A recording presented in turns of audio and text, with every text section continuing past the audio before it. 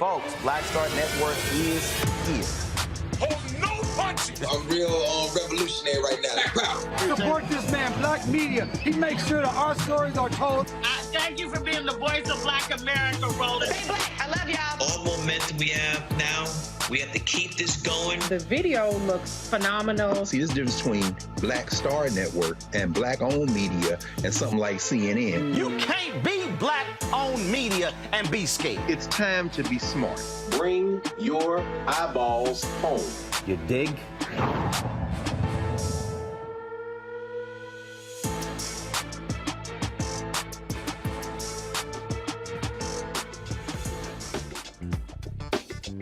Life's in the wrong spot, to be honest, y'all. Today is Thursday, December 15, 2022, coming up on Roland Martin Unfiltered, streaming live on the Black Star Network, live here in Atlanta. The former Fort Worth police officer who shot and killed Atatiana Jefferson, he has been found guilty of manslaughter. We'll give you those details. Also, at this hour, we await word on whether or not the cops who killed Ronald Greene are going to be indicted by a grand jury. We're on standby for that decision. Also, coming out of Virginia Beach, the city has settled a case there for millions of dollars in the case of Donovon Lynch, who was shot and killed by cops there as well. Also, a TikTok video of a teacher at Winston-Salem State University, a white teacher having a black student arrested, then apologizing for yelling at her, has caused tons of controversy, and a bunch of folks are mad at the university for their response. We'll break that thing down to you as well. Plus, in today's Marketplace segment, we'll speak with a father-son duo who is launching the first Black-owned athletic supply company. Lots to cover today on Roland Martin Unfiltered, streaming live on the Black Star Network. It's time to bring the funk. Let's go. He's got it. Whatever the miss, he's on it. Whatever it is, he's got the scoop, the fact, the find. And when it breaks, he's right on time and it's rolling. Best believe he's knowing. Putting it down from sports to news to politics. With entertainment just for kicks, he's rolling. It's on go, y'all. It's Roland Martin, yeah. Rolling with Roland now. He's funky.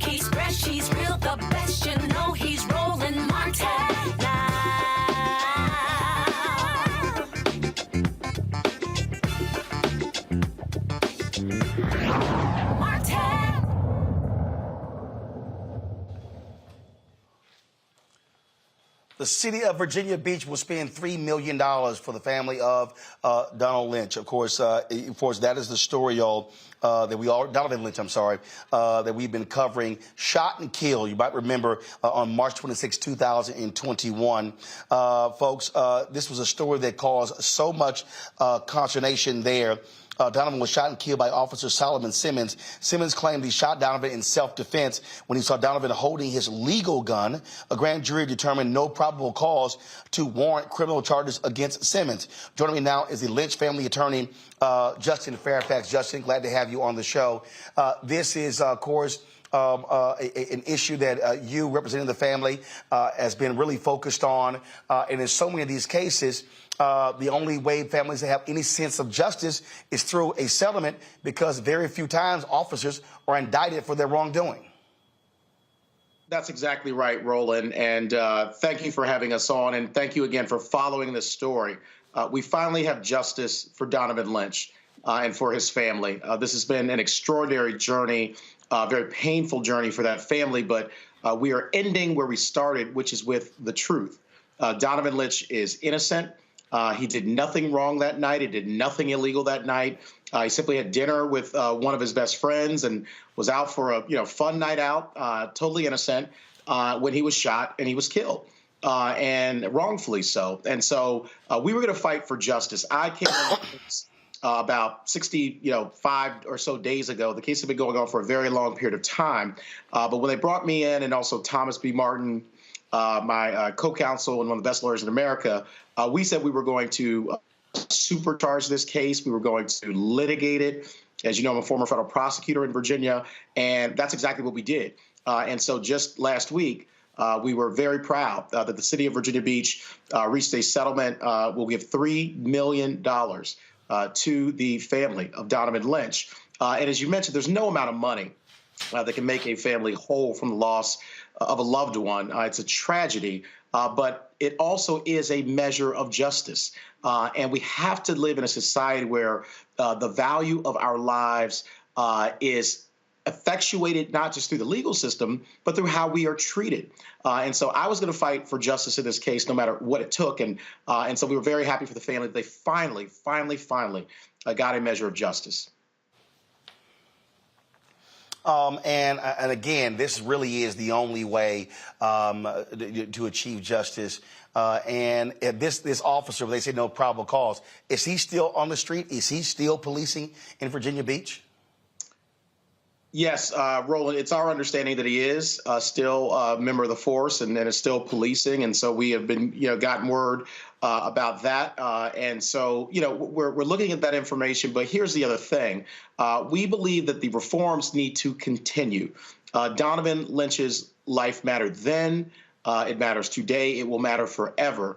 And the reason that his legacy will live on is because we're going to save the lives of other family members, of other families who won't have to suffer the same fate and the same tragedy that was suffered here. This officer did not have his body-worn camera turned on at the time that he shot and killed Donovan Lynch. And so this family didn't even get to see, the final moments of their beloved son's life. And so this is an extraordinary young man, college educated, really lit up the world. And so we are going to honor him and honor his legacy by what we do in terms of reform. And so, as we mentioned at our press conference the other day, we're going to be reaching out to President Biden and Vice President Kamala Harris, and we thank them for their extraordinary leadership. We would like to have the Lynch family meet with the president and vice president in the White House to discuss, again, their journey, discuss what they have gone through and also what they want to see going forward. We are in a powerful season of vindication. Donovan Lynch has been vindicated. His name, his legacy has been vindicated with the power of the truth. And that's what I was going to fight for as the attorney for this family, again, along with Thomas B. Martin. And we were going to fight to ensure that the truth was finally told, that there was accountability. There had been no accountability in this case whatsoever. And we now need to live in a society where there is that kind of accountability. The truth is told and that justice is served. And so that's really what our focus was. And in 66 days, that's what we got done. All right, Justin Fairfax, we certainly appreciate it. Certainly give our best to Donovan's family. We will do. Thank you, Roland. God bless you again for your leadership and for following this case. We appreciate it. I appreciate it. Thanks a lot. Folks, let's now go to Fort Worth, where we do have some justice in the legal system. The former Fort Worth police officer, Aaron Dean, who shot and killed Atatiana Jefferson, he will be going to prison today. A jury came back, found him guilty of manslaughter. You might recall the case where a neighbor called the police to say they saw a door ajar. They did a wellness check. 2 officers arrived on the scene. Dean fired a shot into the home, killing Atatiana Jefferson. This, of course, took place in 2019. He fired the shot through a window. The mostly white jury deliberated for more than 10 hours. They could have found Dean guilty of murder. He is facing up to 20 years in prison and a $10,000 fine. The sentencing phase begins tomorrow. Joining me now is Erica Savage, founder of the Reframed Brain, Reese Colbert, founder of Black Women Views, Dr. Larry J. Walker, assistant professor, University of Central Florida. Reese, I'll start with you. It's, folks, he's found guilty, but not of murder, of manslaughter, which still is crazy when you had his former partner who testified that she never heard him identify himself. She never saw a gun. I mean, you see the circumstances of this, yet these juries still they cannot bring themselves to find these cops guilty of murder. Yeah, I mean, I understand the moral victory of him being convicted of murder as opposed to manslaughter, but he's still facing 20 years. Of course, obviously that's not enough to negate the fact that he did kill Atatiana Jefferson, who was doing nothing more than playing video games with her nephew. But I think, a win is a win to a certain degree. And as, he is seeing accountability. It's not justice and it's not restorative. But I think in this case, I'm encouraged that at least there was another way of ensuring that there was there was some kind of accountability, because sometimes that isn't on the table. And then we just see these cops walk completely scot-free. Yeah, and the thing for me, Erica, again, we're in this constant battle for what's right. We're in this constant battle for justice. And the reason I'm making this point is because anyone looking, I mean, the police chief testified in this case that this guy violated all police protocols, all. And it still goes to show you how hard it is to get a conviction for the highest charge for a police officer. That even with all of these facts, the jury was still, we'll convict him, but not murder, manslaughter. Yeah, and their primary mandate is to protect and kill. It's what is adorned on police cars. And so, we dig through, unfortunately, or wade rather, as I would say in this grade, weekly. And I think for me, one of the most important things around this is really to lift up some of the things that we're facing in our communities, which is really just repetitive trauma. And what I thought about in Atatiana Jefferson's case, no doubt about her and her family, I also thought about her nephew. That's a young man that was exposed to a violent, traumatic event early on in his life. And I think if that's the importance of being on a jury, right?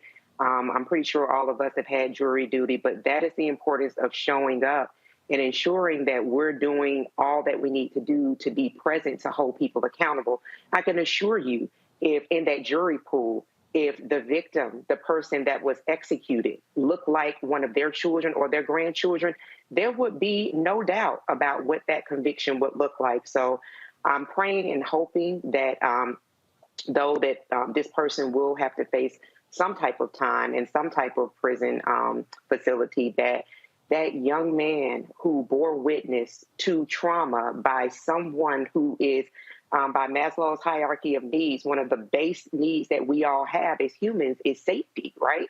So I'm really hoping that all of the counseling, the professional services that he'll need, behavioral services, emotional tapping in, that he will have the ability to play and be a child, hold on to all those childlike behaviors as long as he has, especially considering he's adoring. But just really thinking about the Jefferson family and about that young man that had to bear witness to such a violent death. I'll say this here, Larry, even with this manslaughter conviction, I hope it sends the signal to all cops. You may very well go to prison for your wrongdoing. We are now seeing, and this is, people can shout and whine and complain about Black Lives Matter all they want to, but it has been the protest of black people for the last decade that is causing this change in DAs and in juries when it comes to killer cops. Yeah, I think you're making a really important point. And, you know, there's obviously research to show the highlight in terms of Black Lives Matter protests, in terms, like you said, had impacted juries in the judicial system. But Roland, as it relates to this particular case and some other cases we're going to talk about this evening and have talked about in our show, is it forces me to reflect on what it means to be black and free in America. Now, look, the jury came back with a manslaughter charge. It could have been murder. And from what I understand, the officer could serve anywhere from 2 to 20 years. So I'm thinking about the sentencing, the next stage in terms of how many years does he get. But I agree with you that there's certainly been some progress. DOJ has done an excellent job in prosecuting, various cases. But once again, what does it mean to be free and black in America? And my colleague just talked about the traumatic experiences for the young man and for that family. But also in terms of the black community, we're consistently, it almost seems like a daily basis, dealing with this violence from law enforcement. And this has been decades in the making in terms of an interaction between law enforcement and the black community. So for me personally, Roland, it's just, when does it stop?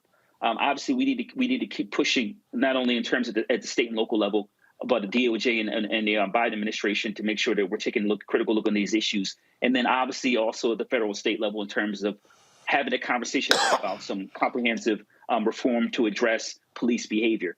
But this generally, like I said, it's a step in the right direction. We need to continue to apply the pressure. And there's still a long way to go to make sure, once again, black folks feel free in America. Indeed. Got to go to a break right now. We come back. We'll discuss the Ronald Greene case out of Louisiana as the grand jury determining. We're waiting to find out if the cops involved in his death are going to be charged.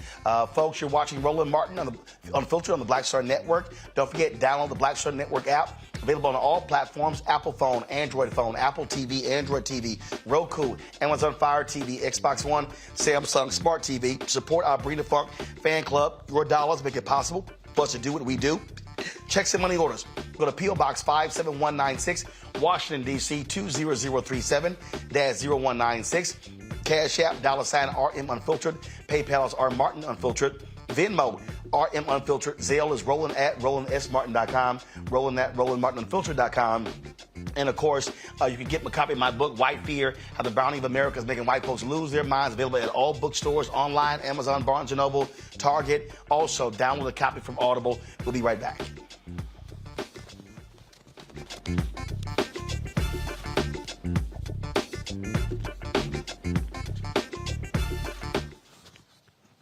On the next Get Wealthy with me, Deborah Owens, America's Wealth Coach, inflation is on the rise. Interest rates are high. Can you still thrive during these uncertain times? On the next Get Wealthy, you're gonna meet a woman who's done just that, living proof of what you need to do to flourish during these uncertain times. These are times where you take advantage of what's going on. This is how people get rich or richer. That's right here on Get Wealthy, only on Black Star Network.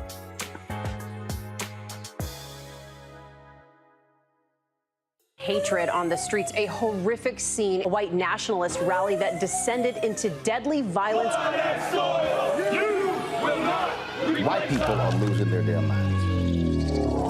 As an angry pro-Trump mob storms the U.S. Capitol, we've seen shooting. We're about to see the rise of what I call white minority resistance. We have seen white folks in this country who simply cannot tolerate black folks voting. I think what we're seeing is the inevitable result of violent denial. This is part of American history. Every time that people of color have made progress, whether real or symbolic, there has been what Carol Anderson at Emory University calls white rage, as a backlash. This is the rise of the Proud Boys and the Boogaloo Boys. America, there's going to be more of this. Here's all the Proud Boys, guys. This country is getting increasingly racist in its behaviors and its attitudes because of the fear of white people. The fear that they're taking our jobs, they're taking our resources, they're taking our women. This is white fear.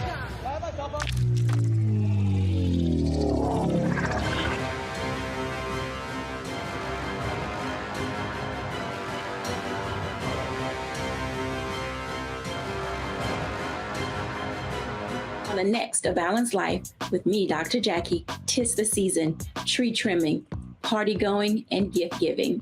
And I don't know about you, but for me, sometimes it can be overwhelming, and sometimes it's just downright exhausting.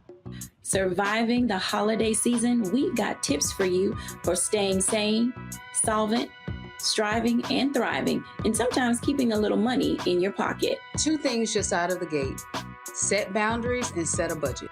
On a next A Balanced Life right here on Black Star Network with me, Dr. Jackie.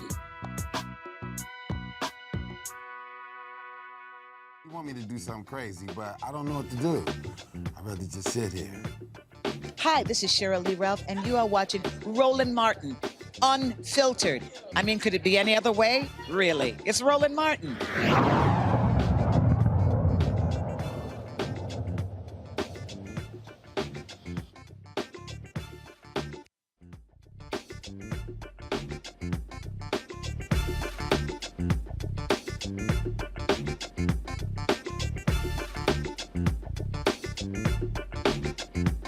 Folks. All right, folks, welcome back to Roland Martin Unfiltered, broadcasting from Atlanta, where we're covering the course Celebration Bowl. A viral video has gone all across the country showing a Winston-Salem State University student. This story is absolutely crazy, folks. This student who was arrested in an altercation with a white professor, okay? So check this out. It's a TikTok video. It shows 20-year-old Leila Hamoud getting arrested by university police officer Michael Rao. Watch this. That's what I'm saying. I'm not resisting. You're hurting me really bad, bro. Please get off of me. And she's still standing there letting this happen. Like, exactly. I hate you. It already escalated. She's about to go out and hit him. I swear to God, I hate you. I swear to God, I hate you. I swear to God, I hate you, bro. You're the worst teacher ever. You get me taken out of here because I want to apologize? Because I want to apologize? You started yelling at me. You tried to embarrass me about my paper. You're a terrible teacher. Is somebody recording this? Oh, everybody is. I hope you're recording everybody because that's ridiculous. Yes, she that really is. is. For letting this shit happen. She sit here and say she loves black people and stuff, but you let this happen to her? Come on now. No, you yelled at her first. You yelled at her first, but you want her to apologize. It doesn't make any sense. You hear everybody in the class say, look at my grades, my GPA, I graduated by 8 points. I'm not no dumb bitch. I'm not stupid, Dr. V. The whole class. I'm so mad. I am valedictorian, bitch. So mad. What the hell? That you laughed and walked out of me. Yeah, you were yelling at her. You were yelling at her. That's ridiculous. That's BS. I'm saying. BS. I'm like. Trying to say I'm sorry. That's. You're the worst teacher I've ever had. Leila posted this video to explain exactly what happened in the classroom. Distracting. So basically, we had a group project assigned as a final, which is probably the dumbest thing, but I'm not here to critique her on her learning. We had a group final. We had to write a paper, and we had to also make up a skit for our group to present. It was 7 of us. I did most of writing the skit just because I wanted to. It was easy and it was fun for me. Well, I thought it was easy. I did the essay as well. She got back to me late, 6 hours before we had to present, actually, saying that my essay was completely wrong and I should revise it, all this shit. And I'm just like, I'm not going back and redoing this essay. That took me 2 weeks and you told me 6 hours before. I'm not redoing it. And I think I'm pretty okay for that. On camera, it's dirty.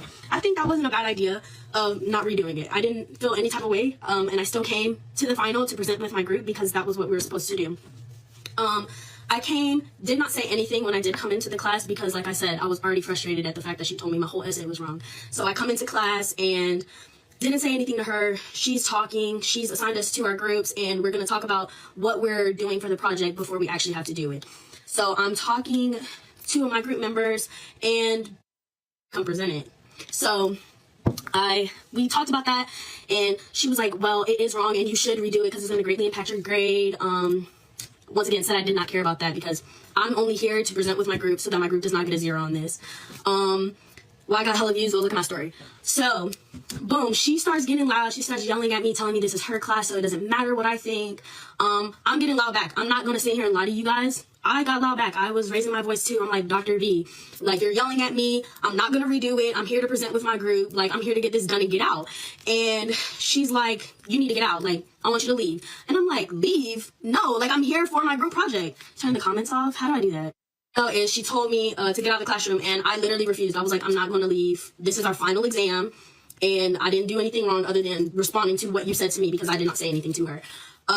She's telling me to get out of the class. I'm like, no, I'm not going to. She's upset at this point. She leaves, and she's talking to another teacher in the hallway. At that point, I guess, is when they decided to call the police, campus police. Campus police comes, and it is a black officer at first. I'm not usually one to mention race. But I think it is a little bit necessary in this instance because I do go to a historically black college, and for this to happen to me and be so provoked by people who are not of black descent, it hurts. So I feel like I do have to mention that. The black officer comes in, he asks me what's going on. I tell him everything. The class is telling him everything. As I'm telling my story, my professor comes back in. Yes, officer, I want her taken out. I'm like, whoa. He's like, whoa, I'm talking to her, I'm listening to her. So wait. We're talking, another officer comes in, and he is a white officer. He comes in, and he's like, okay, so your options are you're gonna get out of the class, I'm gonna have to take you out. I'm like, what? Like, take me out? Take me out how? So, yeah, like they said, it is important because the black officer, he's a very well-known officer on our campus. He's never given anybody any problems. He's actually pretty cool, and he was doing his best to not arrest me. He was trying to have a conversation, and the white officer came in and was like, yeah, you're either going to get out or I'm going to have to get you out. And I'm like, okay. At this point, I'm like, Dr. V, you're going to let them arrest me? And she's like, yes, Dr. V, Dr. Villagomez, Cynthia Villagomez. Yes, say that name in here so y'all know who we're emailing about because I'm sending emails. My class is sending emails. Friends are sending emails. Send an email. If not, that's okay too. I'm not pressuring you. So the white officer comes in. He says that. I said that to Dr. V, and she's like, wait, hold on. She's trying to fix herself. She's like, okay, either apologize or you need to leave. I said apologize. Now, the old me, I'm sure I would have apologized, but at that moment, I knew that I was not the one in the wrong. I didn't start the situation. I didn't escalate the situation. I knew I was not wrong. So I'm just like, okay, apologize for what? Apologize because you yelled at me and you dropped the F-bomb? Yes, I did drop the F-bomb and told you I'm not fucking stupid. That's what I told you. So I'm sorry. The F-bomb hurt your feelings. So sorry, baby. We're grown. If that was worth an arrest, let me know. Let me know. According to my mom, it wasn't. But continuing, I said, Dr. B, are you going to apologize to me? I came in, I sat with my group, I didn't say anything to you. You decided to start yelling at me as soon as the fire alarm went off about my essay. So she was like, no, I'm not going to apologize. I'm like, what? So then I'm like, wait, well, tell me what I'm apologizing for. Tell me what I'm apologizing for. At that moment, I'm talking to the black officer. I'm talking to my professor. The white officer is like, yeah, go ahead and take her. You have to go get her. To the black officer. So the black officer is like, okay, turn around. I'm about to put these handcuffs on you.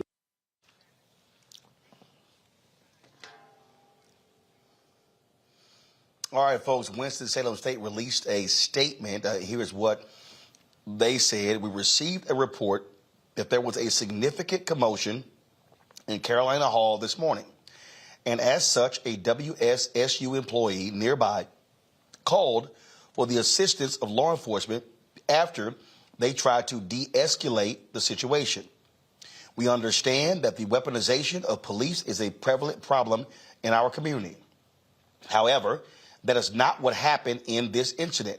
We strive for a safe, inclusive, thriving, and intellectual community where all our faculty, staff, and students feel respected and supported.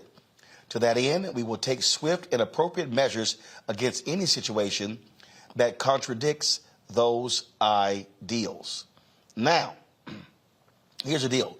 When you look at this Rate My Professor, this professor does not get good ratings. She gets a 2.5 out of 5 when of course, being evaluated from students. I want to go to you, Erica, because when we're talking about cases like this, I mean, this is, I can't imagine. Look, I've been in classrooms where there have been debates back and forth with teachers, with professors, and nobody called the cops. Right. And I'm sorry. I don't care what. First of all, I'm trying to understand why would a staffer in another classroom who's not in the classroom, even if you hear yelling, how do you say, oh, let's call the cops? To me, this is just me, if I'm an adult and I hear yelling, I'm going to go visit the classroom to see if I can help de-escalate, not call the cops. Right. Exactly. But see, we have the presence of Karens on HBCU, so the story's a little different.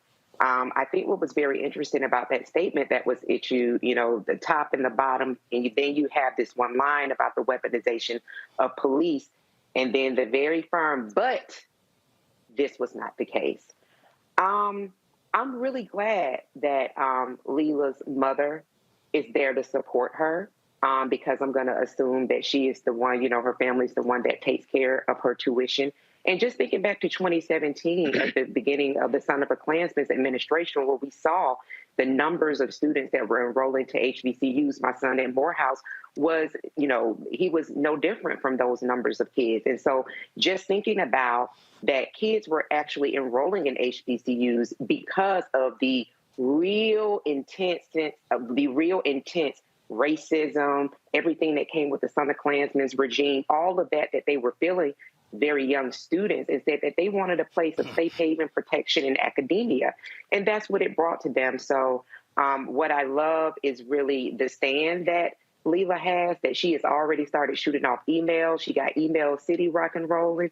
She has the support of her classmates. She has the support of her friends. She has the support of her family. And I think that when you have a person that really understands where they're coming from, that gives that institution a lot more to deal with. So really kudos to Leila, and really shame on this institution for the way that they have, what it seems like, really has backed up someone who, if they would have done a cursory search, what you did, Roland, would have seen that she's been problematic for quite some time. But I'll stop here because Reese did an eloquent summary on this earlier, that I would encourage everyone to go to Black Women Views Media, Instagram, Twitter, to just listen to what the response was to this situation.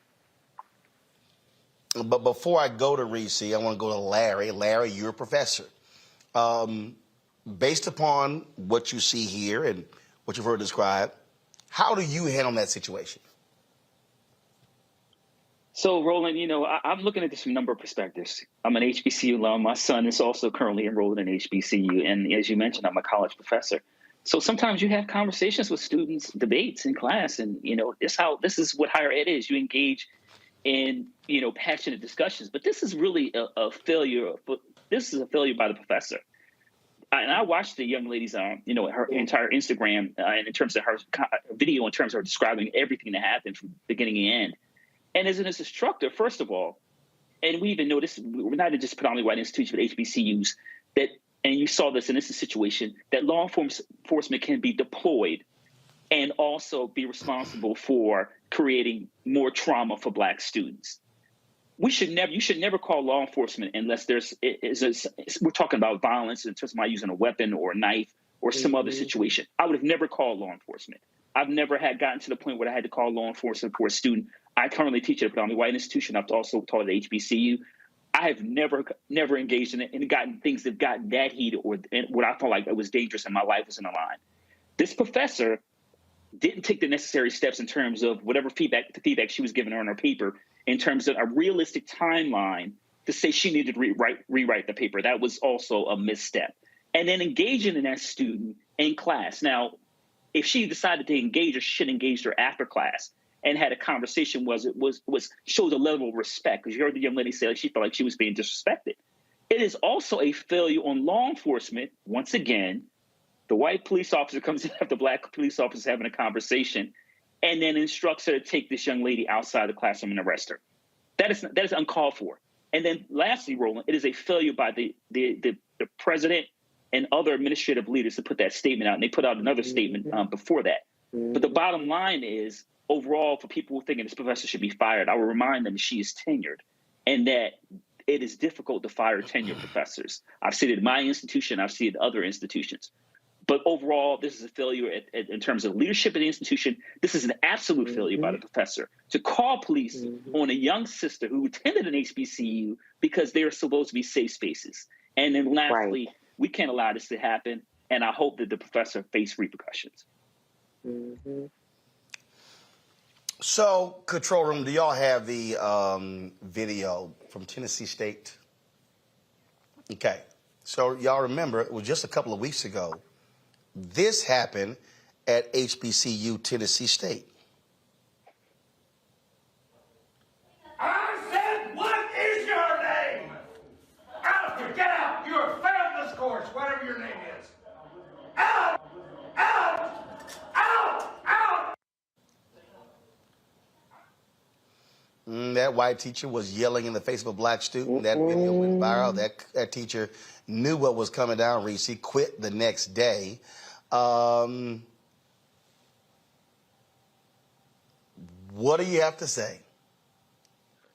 Well, I want to be clear about a couple of things. Number one, this is not simply a case of the police removing Layla from the classroom. She was handcuffed, aggressively manhandled. The weight of this police officer was put on a 5'2" petite young lady. She doesn't look so petite in that video because she has a big sweater on, but she showed that she's a skinny little, short thing. She was handcuffed for hours. She was transported to a jail and charged before a judge with 2 misdemeanors. I know that people don't like mouthy black girls. I know that people don't like black girls getting out of turn, getting, not showing deference to people. But you cannot tell me that it is a proportionate response to getting mouthy with a teacher who started the interaction being a little aggressive. You cannot tell me 2 misdemeanor charges are appropriate for that situation. If you think that, there's something wrong with you, and I'm surprised you're even watching this program to begin with. Right. I think we all could concede that perhaps she could have just left the room, but she was not given that chance by the police officers before he handcuffed her. As far as she understands, she's having a conversation, as she's probably had many times with a professor, as you should be allowed to have in an environment that's supposed to be safe and inclusive for intelligent, bright, young Black people. She was valedictorian, and we want our HBCUs to recruit the best and the brightest. So the kind of conversation that she was having at that moment did not warrant being handcuffed. And I've been in a situation because I've had a conversation, I've been in conversation in front of a white police officer where arbitrarily he decided that he was going to handcuff me and haul my black ass out. And I was in stiletto high heels, dressed up, got my boots out. I was looking good. I was in Vegas. And he decided, okay, I'm done with this black bitch. She got to go. She got to get arrested. Now I acted a plumb fool and I didn't get arrested. But I was still handcuffed. My arms were sore the next day. I was like, why are my arms sore? What happened? Then I remember, okay, this cop was manhandling me. So I know how arbitrary these situations can be where a cop just decides in the middle of a conversation, I'm just going to fuck with this girl because she's a Black woman and I can. So I just want that to be clear. This wasn't a situation where she was simply removed out of the classroom. Perhaps she should have just left the classroom, but she didn't. And just because you don't act in exact accordance with how you're expected to act does not give anybody license to escalate it and disproportionately respond to the point to where she, as a bright young student, is facing 2 misdemeanor charges. And then one other thing I will say is not only did this teacher abuse her power and weaponize the police. It's absurd for this school and this institution to say that the police weren't weaponized in this situation. But not only did she do that, not only did she injure this student, but she injured the classroom, because I've seen other footage and I'm telling you, them students was dragging her ass for filth, as they should. And in those videos, I will say this, and this is not a credit to her. She sounded like, okay, I didn't mean it to go that far. Okay, well, professor, if you didn't mean it to go that far, then you should be the first one demanding that charges against this young lady are dropped. And you should be the first one to apologize to that person. And if you're raising a mouthy Black girl, an intelligent, bold Black girl, I hope that you don't look at something like this and say, always back down. I hope that you tell them, stand your ground. And I'm not saying you tell them to be disrespectful, but there's nothing that should have prevented her from continuing on with the conversation before it was escalated by the cops upon the watch of the teacher to the point to where she's facing 2 misdemeanor charges. That is ridiculous. That is abuse of power. That is weaponizing the police. And that is something that prospective students are going to have to think about when considering that, or when they decide, if people want to decide to re-enroll to the next year. This is egregious. It's disgusting. And I'm sick of people thinking that they can treat young Black women, and if this was a young Black man, I would say the exact same damn thing any old kind of way. And for this to happen in an HBCU, and that is what I think. What bothers me here is a classroom discussion argument. And look, I've had my fair share of debates and back and forth with college professors. But that should not lead. That shouldn't lead to police charge. In fact, the DA should come out right now and say, we ain't pursuing this crap. Exactly. Thank you. Yeah. Thank you. Yeah. Hey, Roland, can I add one other thing I think is really important? And my colleagues, the points they make is very important. Lastly, I think the point is really important in terms of, as a Harvard study came out a few years ago, to found Black folks, when they come in contact with law enforcement, are 2 to 3 times more likely to be killed. Like we've just talked about that. So just that interaction dramatically increased the likelihood that she could end up dead. And I think that's really important in terms of, and I talked about what it means to be Black and free in America, and particularly at HBCU, that she put her life in danger dramatically by even calling the cops and that interaction. So that's a really important point I think we also should keep in mind. Look, it is just, this is the crap that we have to deal with all the time. And here's the other piece. If you are a college professor, and again, I remember, again, I was at Texas A&M, and this professor really got upset because I disagreed with her opinion. I mean, she was yelling and screaming, and I literally said, "Oh, I'm sorry, I didn't realize you were God." And I made it clear, I am going to disagree with you. These things happen. The job of the professor, and this is the key, the person who is the one who should be de-escalating is the professor. And second of all, what you don't do is demand someone apologize. What you say is, young lady, you and I can have this conversation after class. I have office hours, but I'm going to be moving forward with the rest of the class. There's a way for you to do it. If you're going to tell a student to redo an assignment, you don't do it in front of the other students. Absolutely. Because guess what? Folks don't show out. And can I just add? I'm just saying. Edited out of the video. Hold on. One second. After this point here. And if the student continues to be unruly, if the student is yelling and screaming, the professor should say, let me know when you're done. And what you do, you don't heighten tensions. You sit there and let them show their ass, and you sit there and say, are you now done? And then you say, either take your seat or you're more than welcome to lead today's class. Now I'm going back to work. You don't. And here's the last point. Exactly what I said. If the professor was not the one who called the cops, when the cops show up, gentlemen, I have this under control. I don't need your assistance on this. That is how you handle it. Reese, go ahead. And that would be the video that's also made available. Go ahead. And I just wanted to point out one more thing too.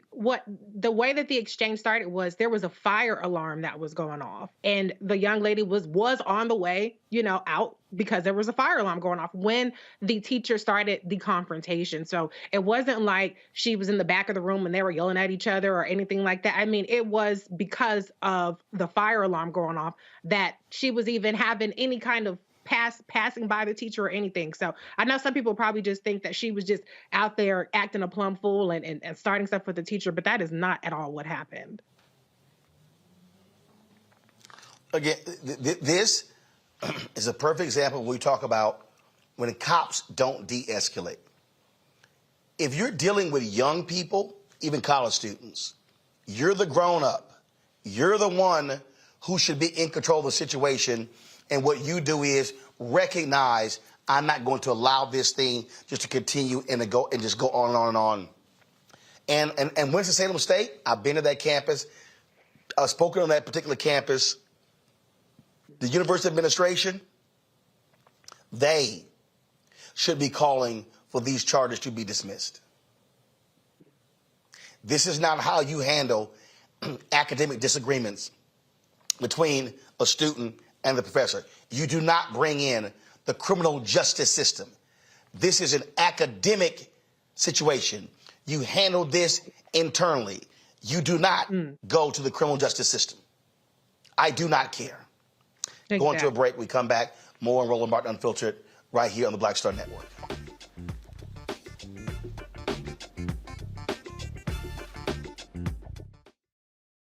I am on screen, and I am representing what a black man is to the entire world that's gonna see this. And this might be the only black man, a representation of a black man that they see. Right. So I am responsible, right, for how they see black men. And it's my responsibility to, if I am not playing an upstanding, honorable, someone with a strong principle and moral core, to make sure that this character is so specific, right, that it is him, not black men. And I wish that more actors would realize how important their position is as an actor of color, playing people of color on screen. Because there are people that see us all over the world in these different images that we portray. And not everyone knows black people to know, yes, that's not all.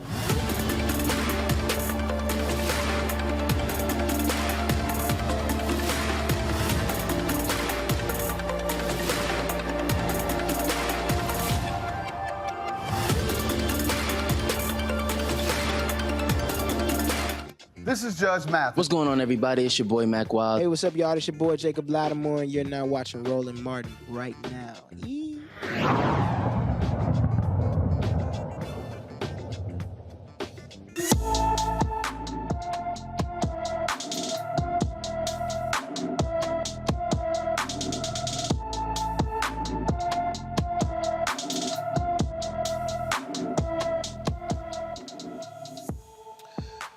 Christopher Jones has been missing from Chicago since December 3rd, 2022. The 12-year-old is 5 feet 8 inches tall, weighs 200 pounds, with black hair and brown eyes. Anyone with information about Christopher Jones is urged to call the Chicago Police Department at 312-745-5020, 312-745-5020. Folks, Breonna Taylor's boyfriend has settled a state and federal lawsuit against the city of Louisville. Kenneth Walker will receive a $2 million settlement. Walker was with Breonna Taylor the night she was shot and killed by Louisville police. He fired a shot at police as they burst through Taylor's door in 2020 as police served a no-knock warrant, resulting in the death of Breonna. The U.S. Justice Department charged 3 Louisville officers with a conspiracy to falsify the Taylor warrant. Officer Kelly Goodlett pleaded guilty and admitted to helping create a false link between Taylor and a wanted drug dealer. Former officers Joshua James and Kyle Meany are scheduled to go on trial in federal court next year. You know what? This is the thing here, Larry, that when you think about this story here, I mean, this guy could be dead. first of all, the fact that Kenneth survived this is rare. When cops busting in and you fire a gun, you actually make it out alive. Yeah, it's a miracle, and obviously, Breonna Taylor, was killed. But it's interesting, Roland, is how this one come 360. Remember, they charged him. So, and this is, once again, we've had this conversation many times on your show about law enforcement. You can't always believe the initial narrative. Because the first, what you heard initially was, there was some kind of shootout, and they were, blaming the boyfriend. And here we are a couple years later, he's getting his $3 million settlement. But you're right, he's fortunate that he wasn't also killed. It's also really important that, and we're seeing that these law enforcement officers are being held accountable. But once again, this is another story in which law enforcement killed someone who didn't have to die and has ruined the lives of an entire family, of multiple families, traumatized a number of the Black folks in that city, and also traumatized Black folks throughout the United States. And we talked about in terms of Black Lives Matter movement and fighting for justice for sisters like Breonna Taylor. But he is lucky, but we have to make sure we don't have any more Breonna Taylors, and we have to stop this violence when it comes to law enforcement in our community. And when it does happen, we have to continue to hold them accountable, send them to jail, to send a clear message. Last thing I want to point is, we have to also, when we negotiate these contracts with law enforcement, we have to make sure we start taking people's pensions, because the citizens are the ones who have to pay out this $3 million. Taxpayers have to pay for this. And we have to start being more aggressive. And once again, we deal with these union contracts to make sure law enforcement are paying out of their pensions, et cetera, instead of citizens paying out these large payouts. And it's just, we opened this show talking about the Donovon Lynch story, Reese, and it is just so sad that, frankly, in this capitalistic society, is the whole notion of, we're not going to really have justice. What the heck? Cut a check would be just fine. It's all good. But yes, it's $2 million. But when you still talk about trauma, this man seeing his girlfriend gunned down, having to live with that, having to live with these officers lying on him, charging him, and now is seeing how they falsified the arrest warrant, all that. All of this could have been prevented. All of it. If you had cops who were not hell-bent on causing mayhem. Absolutely. I mean, this was a setup for what? Like, they lied in the affidavit, so why go after her? If you don't have anything but lies, why don't you leave people the fuck alone? There's a thing. That's the actual thing that you could do. And unfortunately, he has so much trauma involved in this. And if this didn't become an international story, he could be sitting in jail right now for charges that were brought up against him, because the cops, they get away with this kind of stuff all the time. And so my heart really goes out to him. I mean, $2 million, I know it sounds like a lot of money, but it really is peanuts for the trauma that he's endured and for the way that his life was completely upended.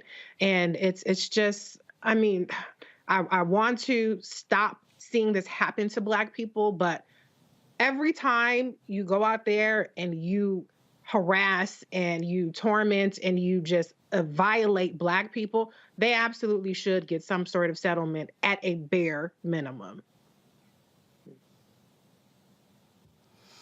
Indeed. And I just, again, Erica, it is what we have to endure. I mean, just with Black people. I mean, I was watching a video today, and some white woman calls the cops because she said a Black man was staring at her.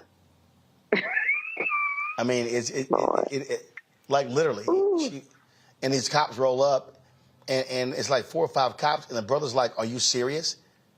Y'all respond like this?" Because the white woman was being stared at. I mean, this is what happens, and then when you have, and like all these cops that were involved in this Breonna Taylor, nobody had the courage to say, this is wrong. What are we doing? No, it's to go along to get along, and it leads to Black people being killed. Absolutely. But when you think you're the prototype, then everybody just has to adjust around. And so here we are with another group of stormtroopers in another city, another state, that have snuffed out the life of another Black person, and again, woven into our collective trauma pain, more of that. I think that in this particular case, especially when we're talking about money and things like that, I think that's why it's really important, and I'm glad we're mentioning trauma and different people. Reese talked about the students that were in the class at Winston State that witnessed that trauma with Layla, you know, thinking about the unseen things and what this actually does to our bodies. And so a $2 million settlement, that is not without lawyers' fees, and then the unseen part of that. Then we're talking about not knowing if this man has now had to face some issues that he didn't have to face before, medical issues, health issues. Black people, unfortunately, have high numbers when it comes to high blood pressure, when it comes to heart disease, when it comes to numbers of kind of like smoking, who leads to smoking. And a lot of this is brought on by anxiety, stress, and trauma. Another one of those conditions that is brought on is insomnia. So you're literally talking about a person not being in rhythm with their own body when their body is saying we're tired and go to sleep. Well, how the hell am I going to go to sleep when the last time I was sleeping peacefully, cops stormed into my house and shot up my home and killed my girlfriend? That's a lot of medical issues. That's a lot of unseen trauma to work through.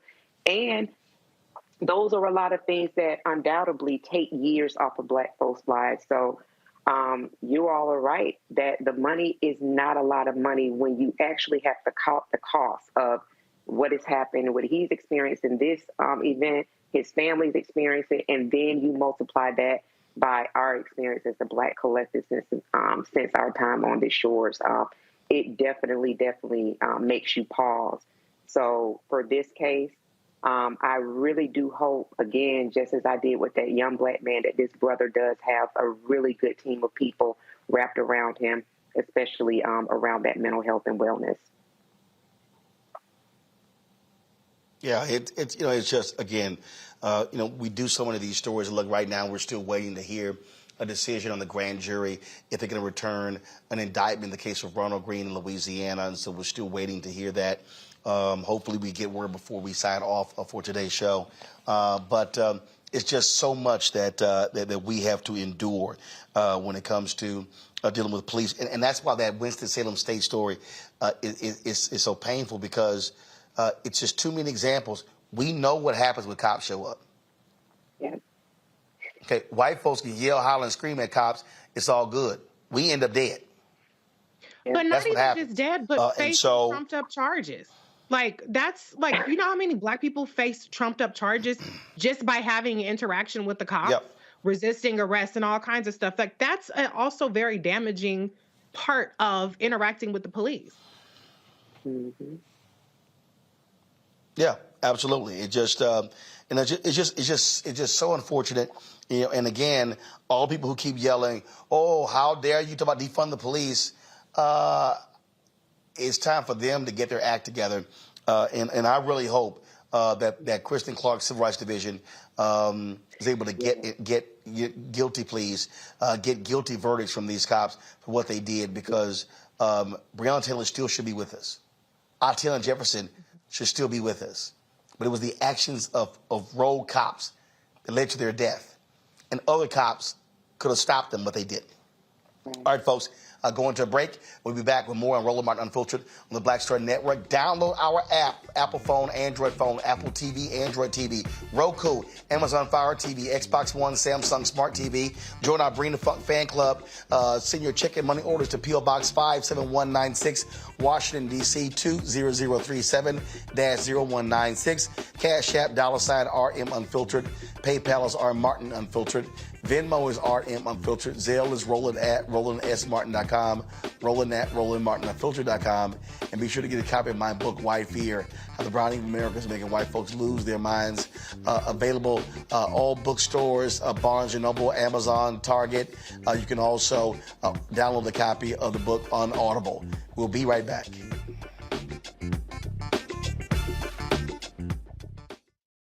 When you talk about blackness and what happens in Black culture, we're about covering these things that matter to us, speaking to our issues and concerns. This is a genuine people-powered movement. There's a lot of stuff that we're not getting. You get it, and you spread the word. We wish to plead our own cause.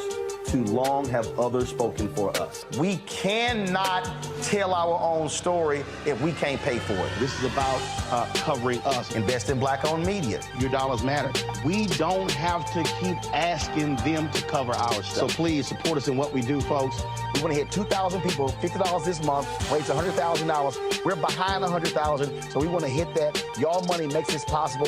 Check some money orders. Go to P.O. Box 57196, Washington, D.C. 20037-0196. The Cash App is $RM Unfiltered. PayPal is R Martin Unfiltered. Venmo is RM Unfiltered. Zelle is Roland at RolandSMartin.com. Hi, this is Essence Atkins. Hey, I'm Deion Cole from Blackish. Hey, everybody, this is your man Fred Hammond, and you're watching Roland Martin, my man, Unfiltered.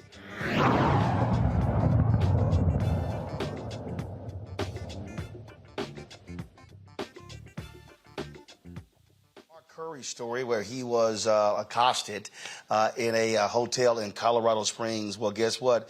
The guy who did it has been suspended until further notice. Wyndham Hotel and Resorts franchise employee in the 26-minute video, like I said, has been suspended. Curry was sitting there drinking coffee in the hotel lobby when an employee asked whether he was a guest. Curry and his attorney are demanding a zero-tolerance policy against racial profiling be instituted by the hotel chain. Mark and his attorney will be coming on our show soon. We're working on the day that best fits his schedule. And this right here is just a perfect example, again, Larry, of being black. Brothers just sitting here in a lobby, drinking coffee. White guy walks up to him, no badge, no nothing. Are you a guest here? And then demands to see ID. And Mark is like, I ain't showing you a damn thing. Not a room key. Like, who the hell are you? This went on for 26 minutes. And it's just, again, we do these, we used to always do the segment called, Crazy Ass White People. Then you have some advertisers who complain, it's like, oh my God, it's like they have that crazy ass white people segment. But these are crazy ass white people. Black people can't just be people sitting in hotels or sitting in restaurants or walking down the street. And it's like, my goodness, we get accosted or they call the cops saying, oh my God, they're staring at us. Goes back to a point I made earlier about what does it mean to be black and free in America. It doesn't mean much. This is, profiling by sitting in a hotel lobby, chilling, drinking coffee. It doesn't matter what black folks are doing. We could be watching bird watching or, allegedly staring at people, standing in the mall. It doesn't matter. And this is a problem with being black in America. And I hope he sues. And I had a chance to watch the entire video this weekend. I hope he sues. And it looks like both of the white man and the other gentleman have been, like you said, put on leave. But the fact that he just walked up to him randomly and started asking him was he staying there, and also asking him all these other questions. First of all, black people don't get down like that. You don't walk up on some brother asking a bunch of questions. I know certainly you walked up with me like that, there would be a problem. But the fact that they stood there, obviously trying to intimidate him and ask him a series of questions, he didn't have to respond. I'm glad he was on live and he was able to record it. I'm glad that the company the hotel chain took the necessary steps. But I hope he sues them and gets every nickel, dime, and penny he can possibly can.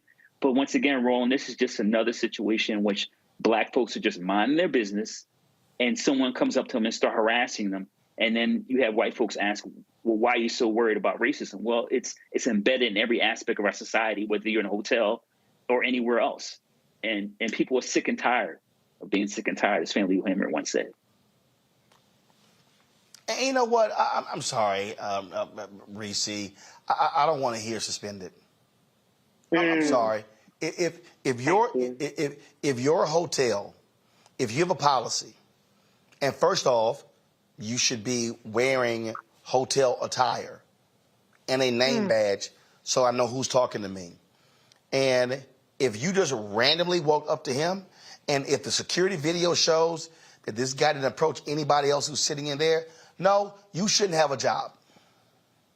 Right. I mean, with suspended, that's it. Like, racial profiling should be an immediate termination.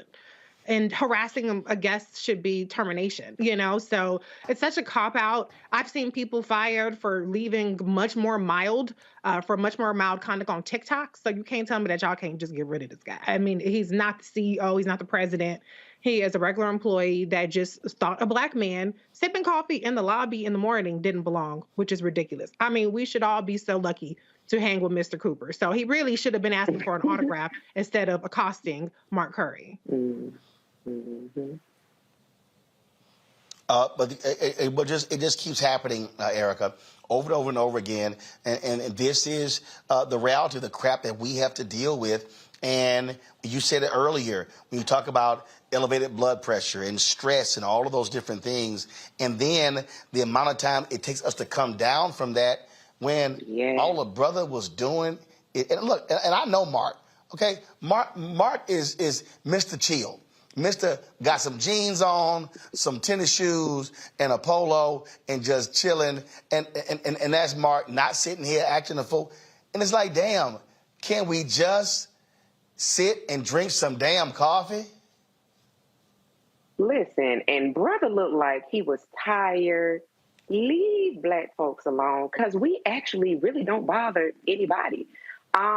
You know, one of the things that I thought about when I was watching this video is how fucking dare you, you dirty ass motherfucker. He walked up to this man. I was like, does he have teeth in his mouth? Who in the hell are you? He don't look like he washed his hands.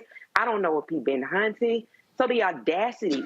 But then that is for people that actually buy into the religion known as whiteness. Let me tell you something, baby. If you think that your shit don't stink because you're white, you have been disillusioned for a very, very, very, very long time. Because black people have not come out of our place and gave you what you give us, that doesn't mean that your shit doesn't stink. So I really applaud Mark while he was in his really chill, sipping coffee space for really not sizing this guy up, because who in the hell knows does he belong there? Is he employed? Where's your W-2? Show me your taxes. I think if he would have given him back that same energy, it definitely would have escalated the situation. But black people have every reason to do that because we're constantly being bombarded, whether somebody says something or whether they do something. And so I really do hope that he not only sues them, but that guy is fired.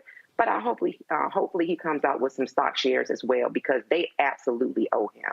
This is bullshit. No, it is, but it is the stuff that we have to deal with being black in the United States of America. All right, y'all, go to break. We come back, our marketplace segment.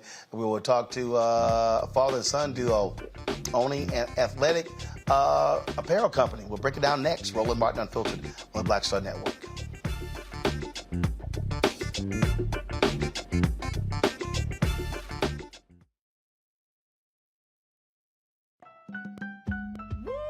We're all impacted by the culture, whether we know it or not. From politics to music and entertainment, it's a huge part of our lives, and we're going to talk about it every day right here on The Culture with me, Faraji Muhammad, only on the Black Star Network. On the next Get Wealthy with me, Deborah Owens, America's Wealth Coach, inflation is on the rise. Interest rates are high. Can you still thrive during these uncertain times? On the next Get Wealthy, you're gonna meet a woman who's done just that, living proof of what you need to do to flourish during these uncertain times. These are times where you take advantage of what's going on. This is how people get rich or richer. That's right here on Get Wealthy, only on Black Star Network.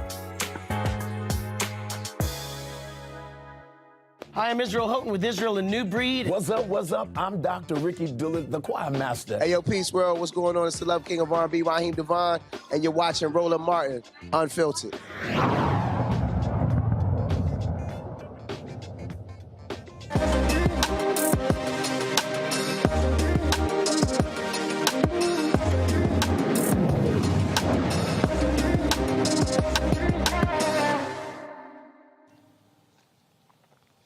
All right, y'all, a father and son, they're making history of the launch of the first ever black-owned athletic Supply Company.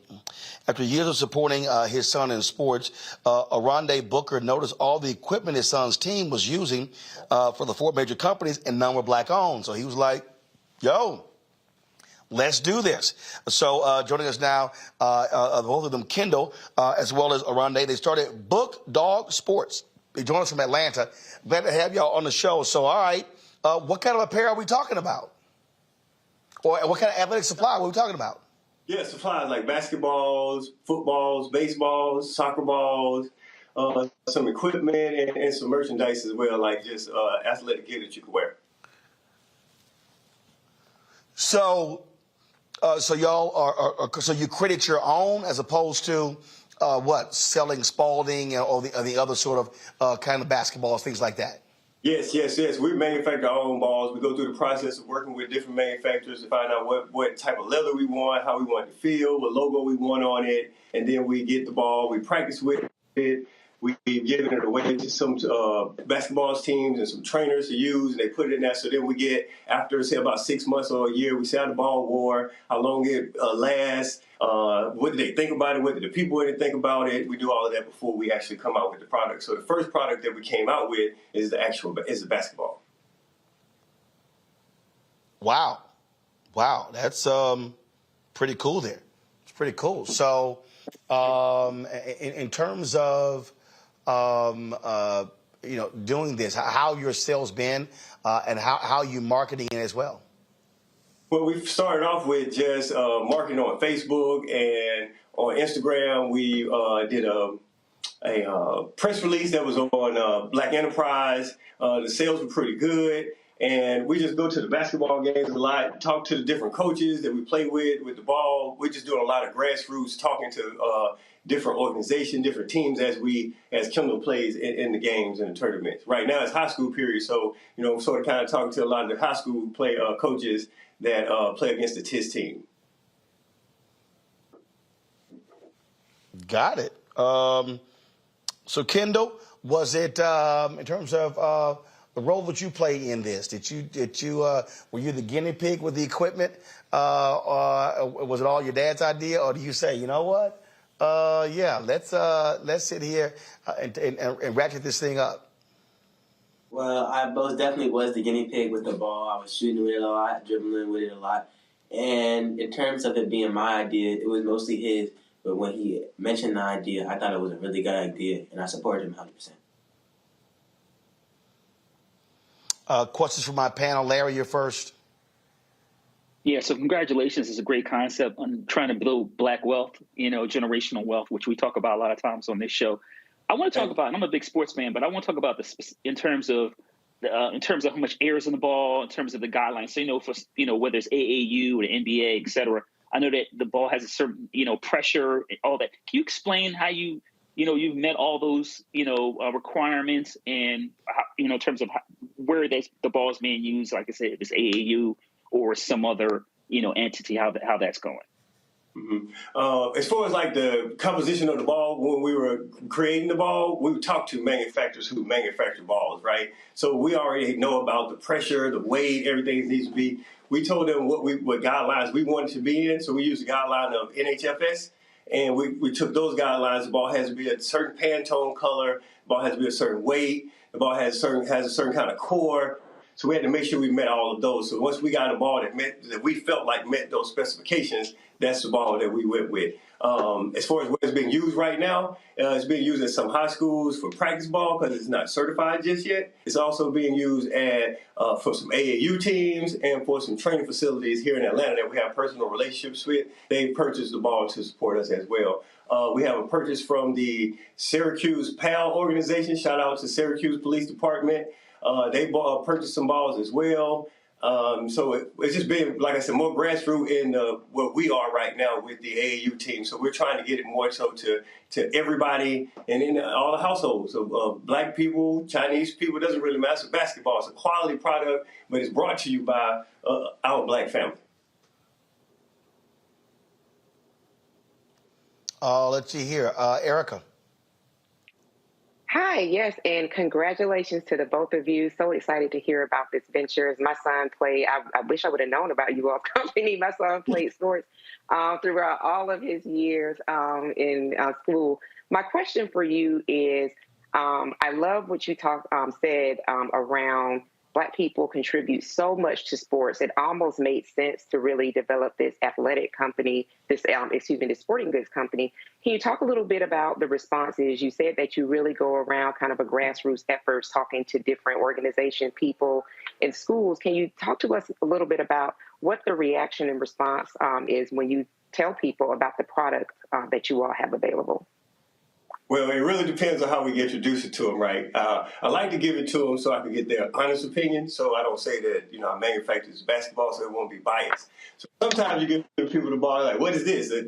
What is that? You get different things, but once you tell, even in basketball games, sometimes we have the referee or the other coach, we don't want to play with that. Well, what kind of ball is that? Then they touch it, it's not that bad. Then I say, well, we manufacture the ball, me and my son. And then they're normally okay with it. It's a done deal from that point, but they do have to touch it to make sure it feels like a quality basketball.